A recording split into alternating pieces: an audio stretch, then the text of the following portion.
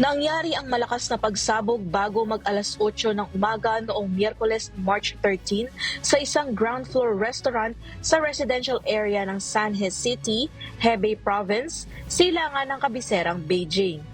7 tao ang nasawi, nasugatan ang 27 iba pa at sinira ang 4 na palapag na gusali. Nakumpirma ng mga otoridad na ang pagsabog ay dulot ng gas leak, bagaman hindi pa nila natukoy ang eksaktong sanhi o lokasyon ng pagsabog. Naapektuhan din ang mga gusali sa kabilang kalsada mula sa site ng pagsabog, kung saan ang mga salamin ay nabasag at ang mga tindahan ay nasira.